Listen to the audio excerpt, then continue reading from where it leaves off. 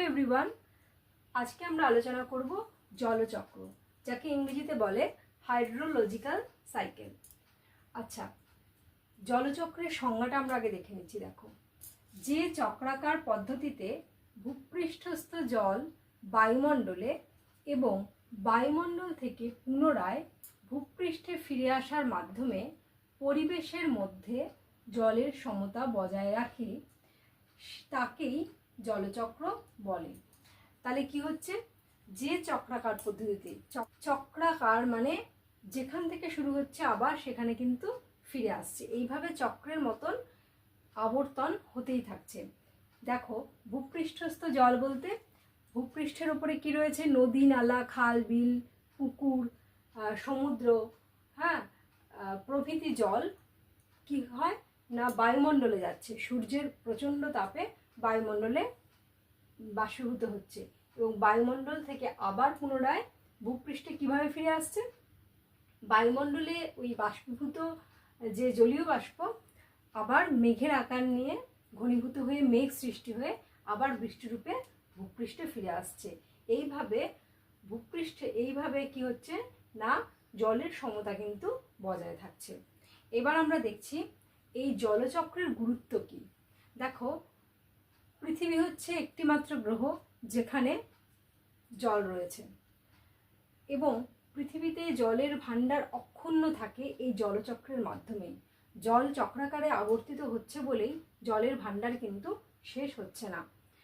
উদ্ভিদ এবং প্রাণী জগৎ বেঁচে থাকে। আমরা ছোট থেকেই পড়েছি জলের আর এক নাম জীবন, অর্থাৎ জল ছাড়া কোনো উদ্ভিদ বা প্রাণী বেঁচে থাকতে পারে না। তাই উদ্ভিদ ও প্রাণী জগৎ বেঁচে থাকার জন্য কিন্তু এই জলচক্রের গুরুত্ব রয়েছে। এছাড়া জল কি করছে? জলবায়ুকেও নিয়ন্ত্রণ করে। এবার আমরা দেখছি এই যে জলচক্র সম্পন্ন হবে তার কতগুলো পর্যায় রয়েছে। কি কি? 1 নম্বর হলো বাষ্পীভবন। 1 নম্বর কি? বাষ্পীভবন, যাকে ইংরেজিতে কি বলে? ইভাপোরেশন। ঠিক আছে, ইংরেজিতে বলে ইভাপোরেশন। বাষ্পীভবন কাকে বলে?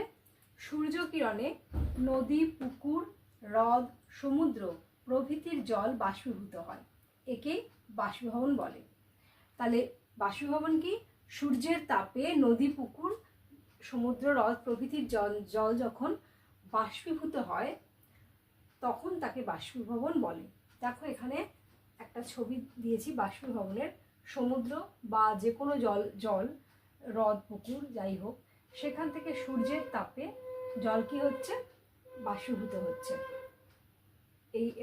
এই প্রক্রিয়াটাকে বলা হচ্ছে বাষ্পীভবন প্রক্রিয়া। তাহলে জলচক্রের একটি প্রক্রিয়া কি? বাষ্পীভবন। 2 নম্বর হচ্ছে প্রস্বেদন, যাকে ইংরেজিতে কি বলা হয়? ট্রান্সপিরেশন। ট্রান্সপিরেশন বা প্রস্বেদন কাকে বলে? যে শারীরবৃত্তীয় প্রক্রিয়ায় উদ্ভিদের পাতা, অন্যান্য বায়বীয় অঙ্গ যেমন মূল, ফুল প্রভৃতির মাধ্যমে জলীয় বাষ্প বের হয়ে যায়, তাকে প্রস্বেদন বলে। তাহলে প্রস্বেদন কি না উদ্ভিদের যে শারীরবৃত্তীয় প্রক্রিয়া আছে, পাতা, বিশেষত পাতা, এছাড়া পাতার মধ্যে রন্ধ্র থাকে, এছাড়াও উদ্ভিদের মূল বা শিকড়ের রন্ধ্র দিয়ে কি হয়? ফুল প্রভৃতির মাধ্যম দিয়েও ওই রন্ধ্র দিয়ে উদ্ভিদের অতিরিক্ত জল কি হয়? বাষ্পাকারে বের হয়ে যায়।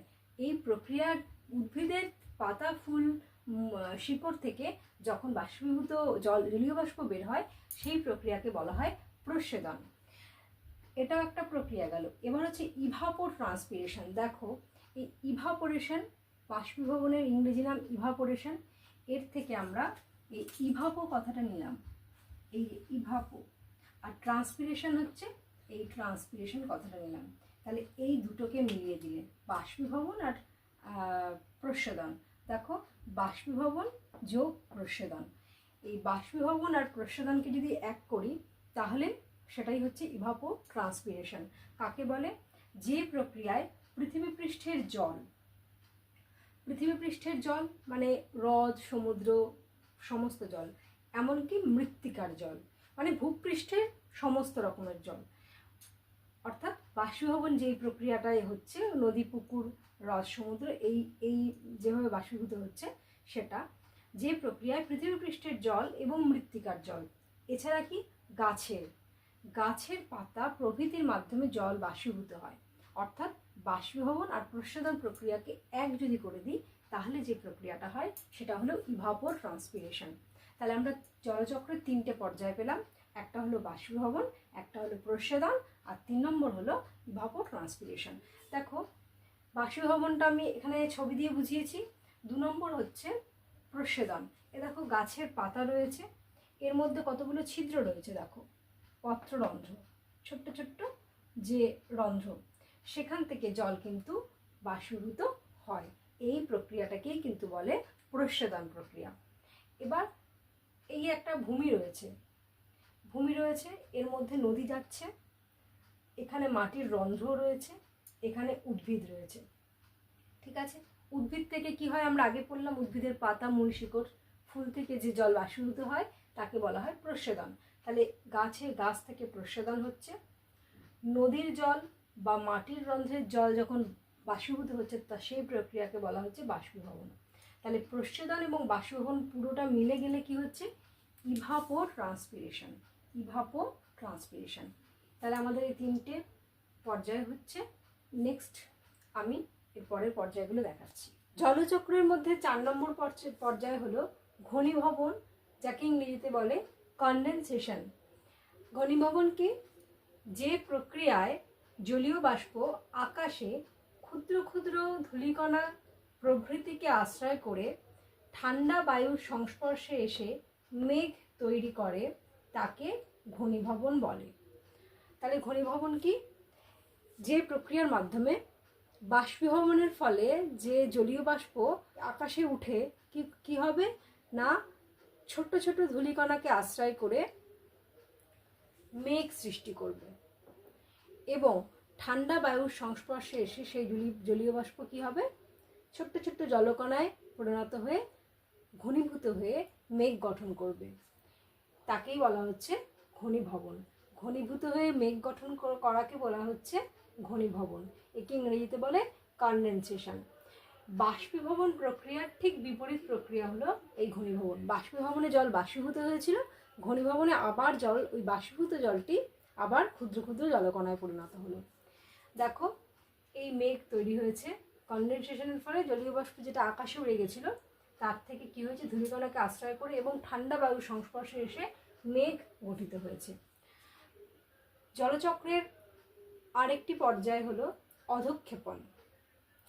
এবার বাষ্পীভূত হয়ে যে জলটা উপরে উঠেছে, জলটা মেঘ ঘনীভূত হয়ে মেঘ সৃষ্টি করলো। এবার মেঘ যখন আকাশে আর ভেসে থাকতে পারবে না, ভারী হয়ে, তখন বৃষ্টি, শিলাবৃষ্টি, বরফ বৃষ্টি এই আকারে ঝরে পড়বে।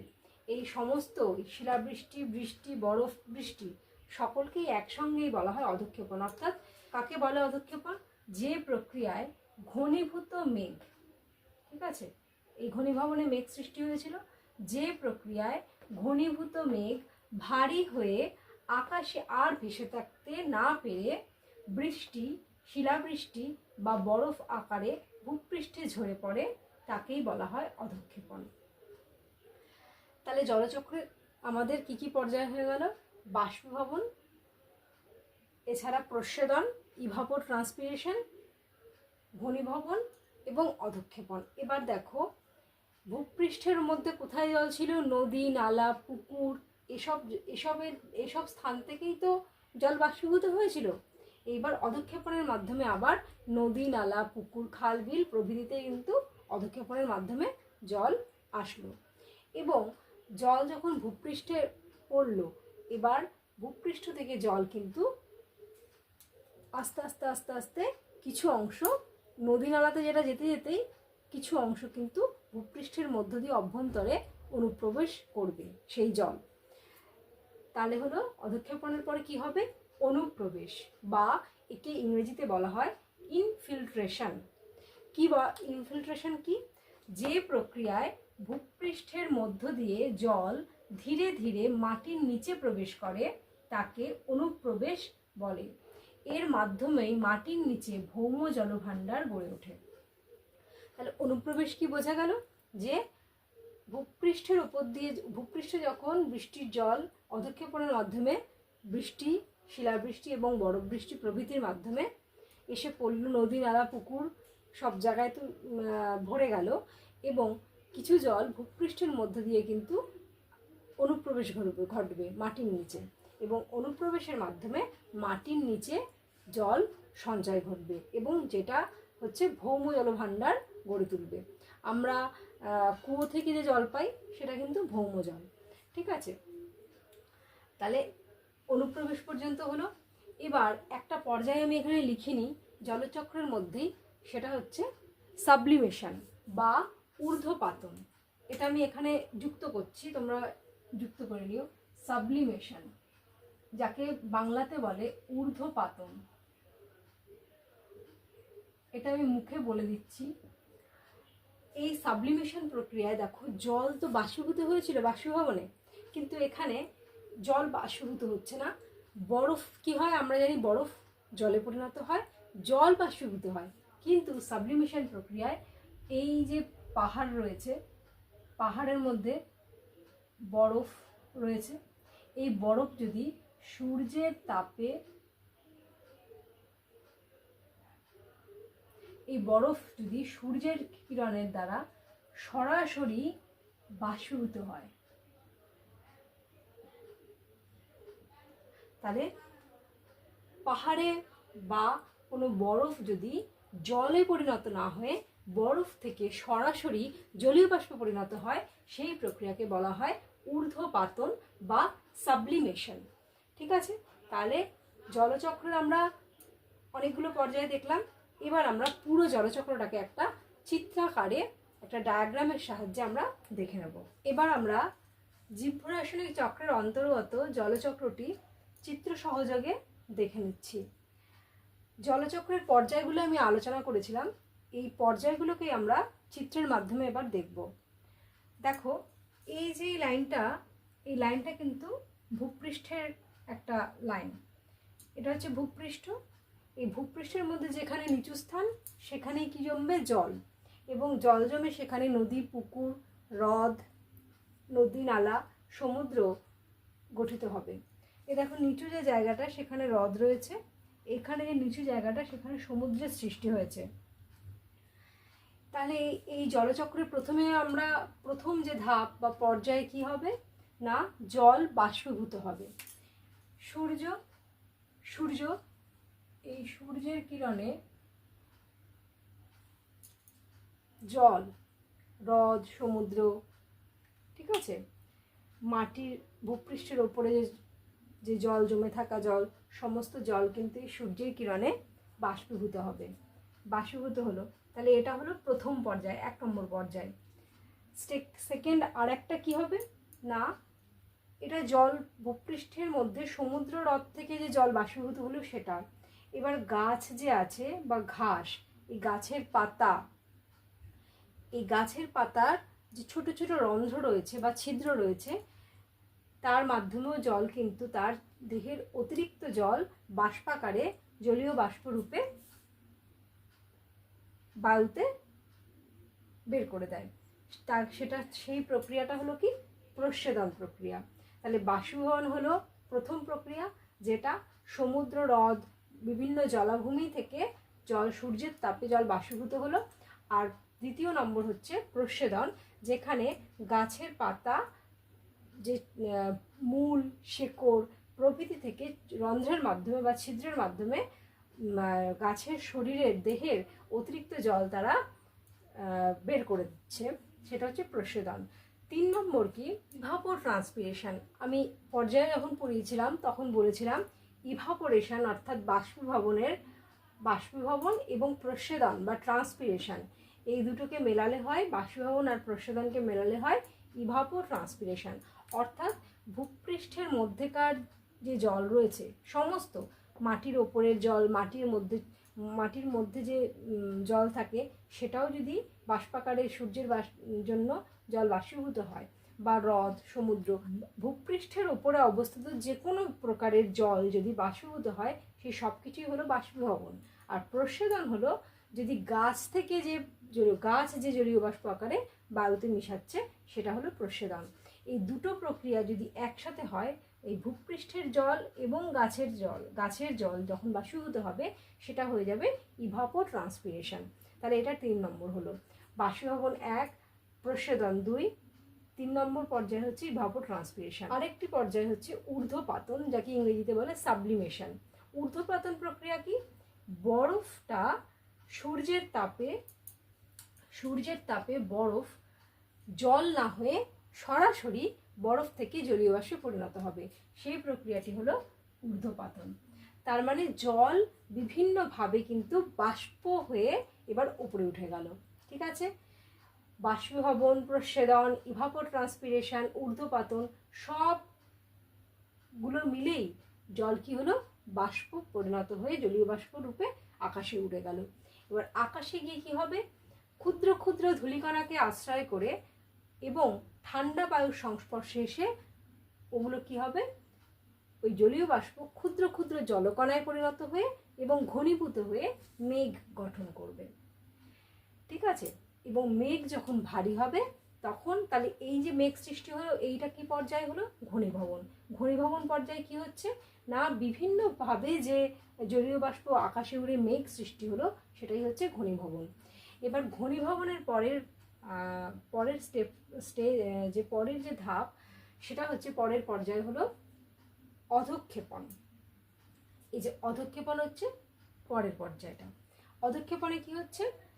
এই মেঘ যখন আকাশে ভেসে থাকতে পারছে না, ভারী হয়ে গেছে, তখন বৃষ্টি বা শিলাবৃষ্টি বা বরফ বৃষ্টির আকারে মাটিতে বা ভূপৃষ্ঠে ঝরে পড়বে, তাকে বলা হচ্ছে অধঃক্ষেপণ। ঠিক আছে, এই অধঃক্ষেপণে কি হলো? ভূপৃষ্ঠ থেকে যে জল উপরে উঠেছিল সেই জল আবার ফিরে এলো। তাহলে চক্রাকারে কিন্তু আবার সূর্যের তাপে এই জল কিন্তু আবার বাষ্পীভূত হবে, আবার ঘনীভূত হবে, আবার অধঃক্ষেপণ হবে। তাহলে এইভাবে চক্রাকারে এটা চলতে থাকবে।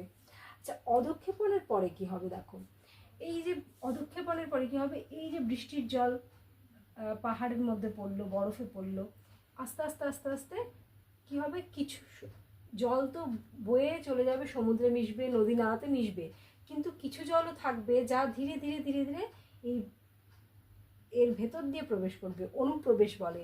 এই অনুপ্রবেশের মাধ্যমে ভূপৃষ্ঠে কিন্তু আস্তে আস্তে যাবে, সমস্ত জায়গা দিয়ে যাবে। দেখো, এখান থেকেও অনুপ্রবেশ ঘটতে পারে, এখান থেকেও ঘটতে পারে, যেখানে যেখানে বৃষ্টি হবে সেখানেই ধীরে ধীরে কিন্তু জল ভূপৃষ্ঠের মধ্য দিয়ে মাটির নিচে অনুপ্রবেশ ঘটবে। এবং তার ফলে কি হবে? আমাদের মাটির নিচে যে জল আমরা পাই, মাটি খুঁড়লে অনেক নিচে আমরা জল পাই, সেই জলভাণ্ডার কিন্তু অর্থাৎ ভৌম জলভাণ্ডার গড়ে উঠবে এই অনুপ্রবেশের মাধ্যমে। ঠিক আছে, এইভাবেই তাহলে জলচক্র গঠন হবে।